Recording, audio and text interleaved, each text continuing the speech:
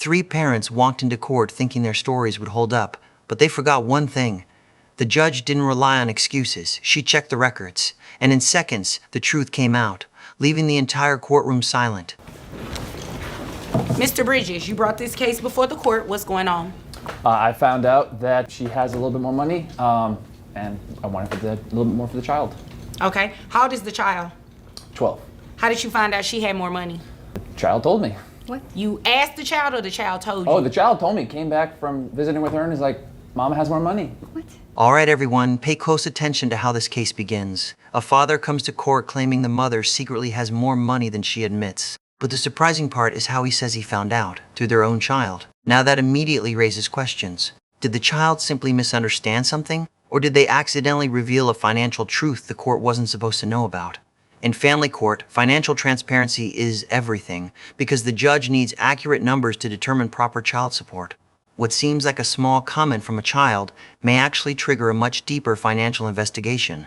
So, the child said life insurance? Yeah, they said something about like life, so I'm guessing it's a life insurance policy, and the only way to really do something with that. When did he tell you this? Wait. Hold on one second, sir. Yes, sir. Let me let you know how this goes, okay? I do all the question asking, you address me. Do not address each other. Do you understand? Okay, thank you. Now, is there anything else you want me to know before I move over to her? I mean, the child did tell me what he believes she was using it for. What did he say she was using it for? Because I think that matters. No. Purses. Purses? Yeah. Purses? What kind of purse? Like the one she has on the table there? I don't know purses, so I can't say. I just know that he said Mama's got new purses. Oh, okay. So Mama, tell me about these purses. At this point, the judge becomes very interested in the mention of a life insurance policy. In child support cases, the court doesn't just look at someone's salary. It also considers access to money from other sources. That includes loans, settlements, investments, or even funds withdrawn from insurance policies. So, when the father suggests that the mother may have taken money from a life insurance policy, the judge immediately begins asking targeted questions. She's trying to determine whether this is just speculation or whether there is actual money that should be included in the financial calculation. $30,000? $30,000 out of a life insurance policy to buy purses? What kind of purses are you buying? A lot of purses. Like what? What kind of bag is that? It's a Michael Kors. Okay, you know what? You obviously came here to waste my time. You did. As an interior designer, how much money are you making? I'm not making That was not matches my what he said. question. As an interior designer, how much money are you making? $60,000. $60,000. So you took out a loan against a life insurance policy for $30,000? That's half of what you make as an interior designer. And you did it to buy bags. You didn't do it to spend on this child. Who does the child live with? Him. Child lives with him. And has she given you any money additionally for the child? No. This is the turning point of the case. After initially denying the accusation, the mother admits that she did in fact withdraw $30,000 from a life insurance policy. That is a significant amount of money, and now the judge's focus shifts to how that money was used. In family court, the primary concern is always the child's welfare. If large sums of money are being spent on luxury items instead of supporting the child, the judge has every right to question those priorities. And now the courtroom is starting to realize that this financial decision may directly affect the child support calculation. Ma'am, I've what given do him you have some. to say about that? He's lying.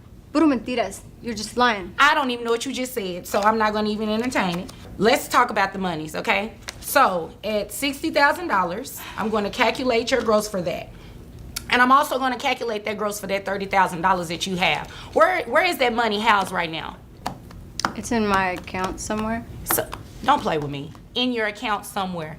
In like a bank account sitting? You're not. Now the judge moves into what could be called financial reconstruction. She takes the mother's yearly salary of $60,000 and begins adding the $30,000 insurance withdrawal into the equation. This is something many people misunderstand about child support law. Even if money is not technically part of someone's regular income, the court can still consider it when evaluating a parent's financial ability to support their child. The judge's questions here show clear frustration, especially when the mother gives vague answers about where the money currently is. When financial answers become unclear, judges often respond by examining the numbers even more carefully. Doing anything with it?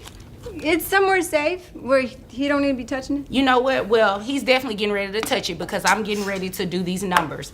The $60,000 a year, I have your gross at $4,800. Your net for that is $3,935.18.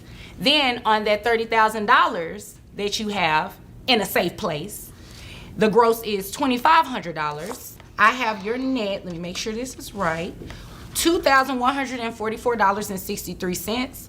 Once the judge finishes calculating the financial numbers, the impact becomes obvious.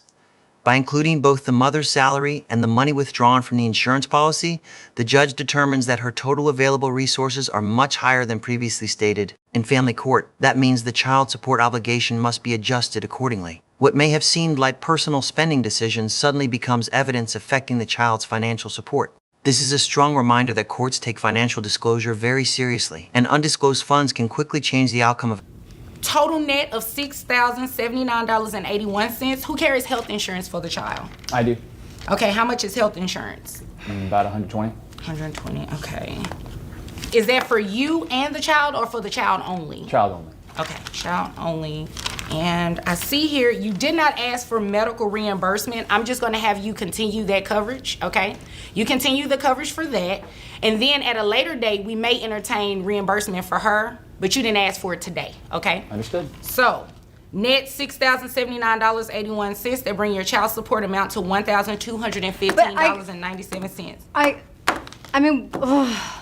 You have anything else to say? You want to tell me about some more money you have in a safe place so I can make that child support amount go up? No, I don't. Okay, so you don't have anything further then, I'm guessing, right?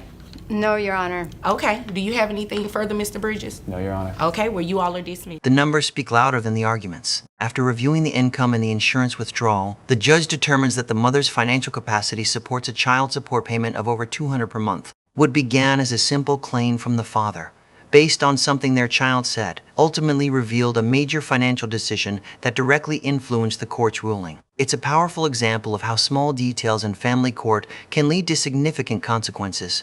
But what do you think about this decision? Should that insurance money have been counted when calculating child support? You brought this case before the court. What's going on?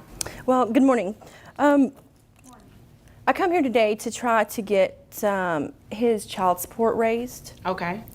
We have one child, and I believe that he has some income that he's actually not reporting. This case begins like a normal child support modification hearing, but within moments, it turns into something far more unusual. Miss Smith comes to court believing the father of her child is hiding income and should be paying more support. However, the evidence she plans to present isn't financial documents or tax records. Instead, she claims to have discovered something shocking about his private life that she believes proves he's making more money than he admits. The judge must now separate emotional accusations from legal facts, because in family court, one rule always applies: claims alone are never enough. The court needs proof. We kind of try to make it work not too long ago, and when I was at his house, I found a bunch of pornographic movies. What do you mean make it work? We've been separated for a long time. Our son's 11. Okay. But we kind of got back together, and he has a bunch of like pornographic movies in his house. I'm afraid you're going to stab yourself in the eye with that pen. Sorry. I just don't want you to do that. He's the main character on the movies with all these different women. And he is saying that that I can't be mad at him. It's not cheating if he's making porn. And some of them are in our bed. And I said, well, it doesn't work like that. You can't, just because you're filming doesn't mean it's not cheating. And I said, you have to be getting paid for it to actually be a porn star. And he said he was getting paid for them. And there's tons of them. At this moment, the case suddenly takes an unexpected and awkward turn. Instead of presenting financial records, Miss Smith explains that she found numerous adult films featuring the father himself, and she believes he may be earning money from them. Her argument is that if he is appearing in these videos, he must be receiving additional income that has never been reported to the court. But from a legal perspective, this raises an important issue. Courts cannot assume someone is earning money simply because something exists. Without contracts, payment records, or any financial documentation, it remains only an allegation rather than verifiable income. 9, 10 years ago. Oh yeah, he was little. that has been a while. You've been way overdue for a modification for a number of reasons. So about this income, is what she's saying true? Does it include that? Well, it's payment in one way or another, Is a yes or no? technically. So that means you're lying and So you're you're cheating doing it on for me. free? Well, you know what? Never mind. That's not my business. I'm sorry. That's not my business. So your business, where you do make the money, she's talking about the $100,000. Do you make $100,000? No, ma'am. I have 85 to 90,000 on the high end on a good year. All right. What is it that you do? I'm a mechanic. Mechanic. Okay. All right. So you said 90 on the high end. Yes, ma'am. Okay. Your Honor, Here the judge begins focusing on the actual numbers. The father explains that he works as a mechanic and typically earns between $85,000 and $90,000 a year on a good year.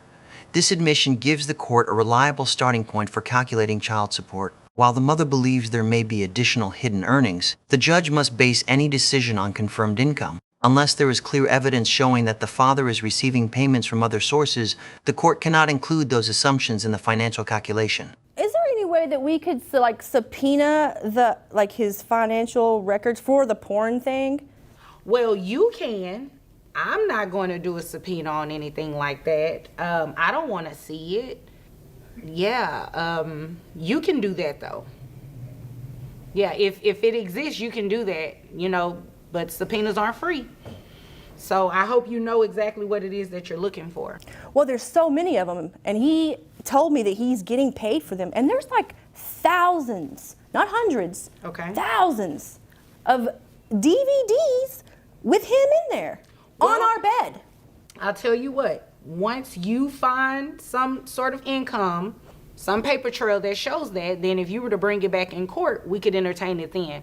But as of today, unless you have some sort of proof. The judge now explains one of the most important legal principles in this situation, the burden of proof. If Miss Smith believes the father is earning money from these videos or any other source, she has the right to investigate and even request financial records through legal subpoenas. However, the court cannot pursue that investigation without some direction or evidence showing where that income might exist. Until a financial paper trail appears, the judge must rely only on the income the father has confirmed under oath. That shows that he has income from that, and unless he tells me otherwise, I can't really go off of that. I can only go off of what he told me, and he said 90,000 on the high end.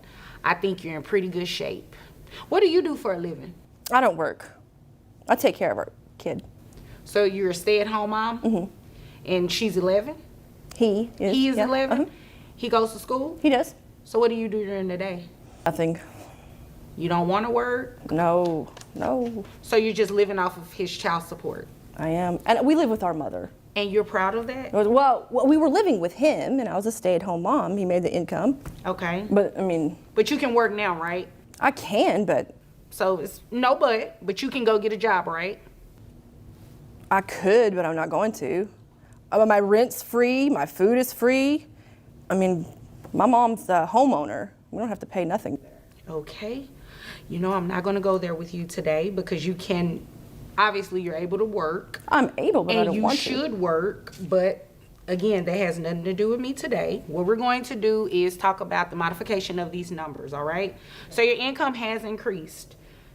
Just when it seems the focus will remain entirely on the father's income, the judge turns the conversation toward Miss Smith herself. When asked about her employment, she openly admits that she does not work and has no intention of finding a job. She explains that she lives with her mother and does not pay rent or expenses. This revelation shifts the tone of the courtroom because family courts generally expect both parents, when capable, to contribute toward supporting their child. The judge makes it clear that while the father's support obligations are important, the mother's willingness to work also matters. It's increased about almost $400. So based on you saying that you receive about 90,000 on the high end, it Yes, brings ma'am. your gross to about $7,500, which your net is $5,465.22. That would bring, health insurance. Who covers health insurance? I do. And how much is that? It's 110 a month.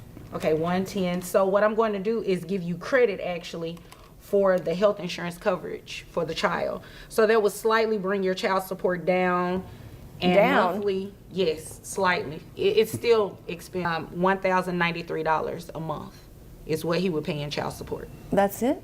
That's it. Well, it would be more if you get a job. He would pay more if I got a job? No, it would be more for the child if you got a job. Your Honor, Ma'am, no. You don't no, understand. No, you don't understand.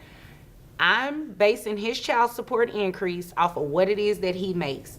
Nothing He more. makes more than nothing- that. Until you bring me something in here to show me that, what I'm going to base it off of. Your Honor, and again, you can work. Can so I say suggest- something? No, Please. ma'am. Only thing I need you to say is, Miss Vonda B, I'm going to go find me a job. That's all I want to hear. If it's anything else other than that, I'm not entertaining it. Pertaining to what I just said, do you have any questions? I will go look for a job.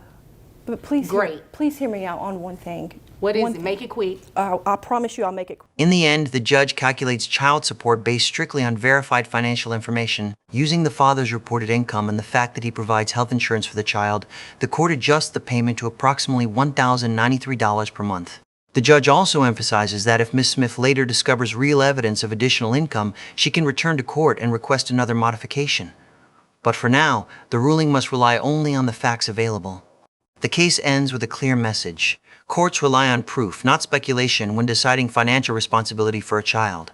We had been together for a really long time. About 4 years ago, we decided to adopt a child, and she broke up with me about 4 years ago.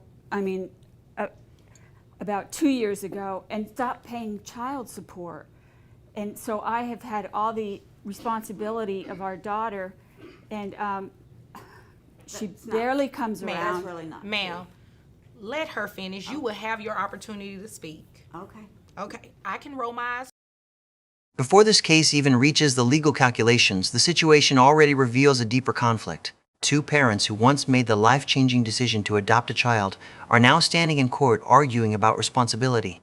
The plaintiff claims she has carried the full burden of raising their daughter after the relationship ended, while the other parent stopped paying support entirely. What makes this case even more complicated is the claim that one parent deliberately changed jobs right when child support became an issue. And in family law, that raises a serious question. Did someone attempt to lower their income to avoid paying for their child? As this hearing unfolds, the judge isn't just listening to emotions. She's determining whether the system was intentionally manipulated. Okay. Thank you. She never sees our daughter, and recently she just changed jobs. She was making a lot of money, and she just dropped jobs so that, because right when I started talking to her about child support, she changed jobs because she wanted to make sure that she wasn't ever going to have to pay anything. And where do you used to work? I was a teacher. Okay. How much were you making as a teacher? Oh, I think around 40,000. Are you sure about that? Well, Because based on the paperwork that you provided, your teacher's salary was $55,000 a year. well, that doesn't profit sharing. Is that true or not? 55? $55,000. Your documents are correct, right? Okay, that's probably true. Okay, it's not a probably. That's You true. submitted it. Thank you. Okay, $55,000 a year. How much are you making now? Like, where are you working at now? This is where the judge begins uncovering the first major contradiction in the case. The defendant admits she previously worked as a teacher earning $55,000 per year, but now she works as a retail clerk making only $30,000. Changing careers by itself is not illegal, but the timing matters greatly in family court. If a parent voluntarily reduces their income to avoid paying child support, judges can treat that as intentional underemployment. What makes this moment even more striking is that the defendant holds a master's degree in accounting, which suggests she is capable of earning significantly more. At this point, the judge begins to suspect that the career change may not be about opportunity or lifestyle, but about avoiding financial responsibility. You have a master's in accounting and you're working as a clerk. Yes. What are you doing at this job? Well, I help people find clothes. Like a retail clerk? Yes. Ma'am, you have a master's degree. Yes. Did- But I don't have to make all that money No, you. if I'm just going to give it all away anyway. So let me get something straight. She's deliberately, what you're saying is she's deliberately working at this retail job. Now I get it. I can do You know, any job I want. You know what?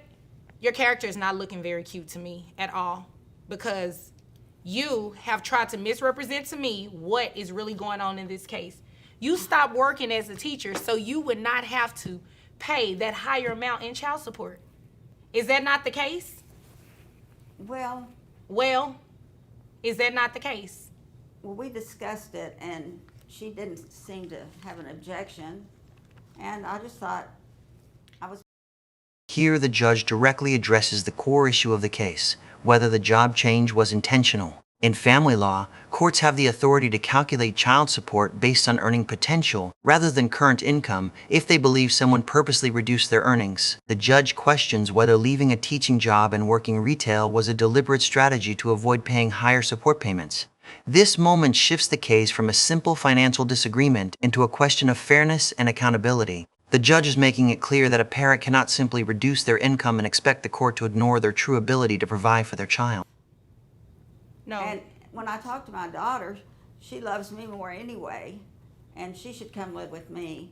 And I know that's not a matter for this court. Right, that's definitely not a matter for what we're here on today, because based on what we've already discussed, the child lives with her, correct? Yes. Okay, and you're not providing any type of financial support anymore, correct? I provide emotional support all the time. The child. You know what, that is not, you cannot quantify emotional support. Stop it. I'm just gonna go on with what I need to do, because you obviously came here to play games today. No, my baby Yes, loves me. you did. She loves me more And your than baby she loves needs her. money. It doesn't matter. me. Your baby needs money, and you want to do what's in her best interest. So what I'm going to do, how long ago did she stop working as a teacher? Was it recent? Yes. How just recent? 6 months ago. 6 months ago? Yeah. No, ma'am. Your child support is going. This moment introduces one of the most emotionally charged arguments in the case. The defendant claims she provides emotional support for the child instead of financial support. While emotional presence is important in parenting, the judge immediately clarifies that emotional support cannot replace financial obligations. Raising a child involves measurable expenses such as housing, food, clothing, healthcare, and education. The court's role is to ensure that both parents contribute to those needs. By redirecting the discussion back to financial responsibility, the judge reinforces a fundamental principle of family law. The child's well-being must come before personal disputes between parents. $55,000, because it sounds like you are intentionally underemployed, so you do not have to pay a higher amount in child support, and that is ridiculous, because you're not cheating her, you're cheating your child. So based on $55,000 a year, I have your gross at $4,583.33. Is there a reason your mouth is open? Do you need some water? I just can't believe you're being so mean. Oh, I'm not being mean at all, ma'am. You, on the other hand, are being mean. You deliberately stopped working. You have a master's degree, and you went to a retail store so you would not have to pay for your daughter. Well, that's my prerogative. Well, you know what? It's my prerogative to read these numbers out to you. Keep listening. So I have your net at $3,794.48. Who carries health insurance for the child? I do. You do. This is the decisive turning point in the hearing. The judge announces that child support will be calculated based on the defendant's previous teacher salary of $55,000 instead of her current retail income. This legal approach is commonly used when a court determines that someone is intentionally underemployed. Rather than allowing a parent to reduce payments by lowering their income, the court bases support on what the parent realistically has the ability to earn. The judge emphasizes that lowering income to avoid support does not harm the other parent. It harms the child.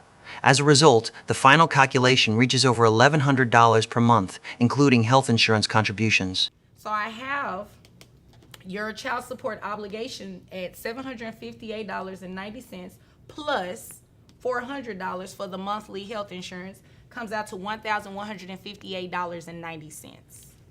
Am I paying the whole $400 a month, or is she paying any of it? Did you hear me put you on a payment plan for that? If you didn't, you're paying the full amount, $1,158.90.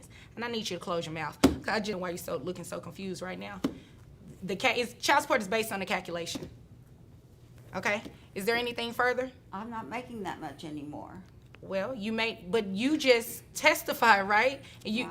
that you intentionally are working at a lower paying job, right? Right. Okay, so I have the discretion to set your child support at that same amount that you were making as a teacher, because you can't than what you're currently making as a clerk. Well, If I there's didn't know nothing, that. well, you know now. If there's nothing further, you all are dismissed. Well, can you make her come see the baby, our child? I can't make her, but ma'am, please go visit with the child. Do not punish the child because you're upset. Are you mad at the cats? I mean, don't punish the I don't wanna child. be around the cats. Can you put the cats away when Yes. I come? Ma'am, 'Cause put the I belong. cats away so she can come Yes, visit with Then the I'll child. come visit. Thank you. You all are dismissed. Sad. It's sad. By the end of the hearing, the judge delivers a clear message about parental responsibility. Even though the defendant changed jobs and now earns less, the court determined that she still has the education and qualifications to earn significantly more. Because of that, the child support order is based on her previous earning capacity rather than her current salary. This ruling highlights an important principle in family law. Parents cannot avoid financial responsibility simply by choosing lower-paying work. Ultimately, the court's priority is not the disagreement between the parents, but the stability and well-being of the child. So the question now becomes, do you think the judge made the right decision in this case? Let us know your thoughts. And if you enjoy analyzing real courtroom moments like this, don't forget to like, comment, and subscribe for more courtroom breakdowns.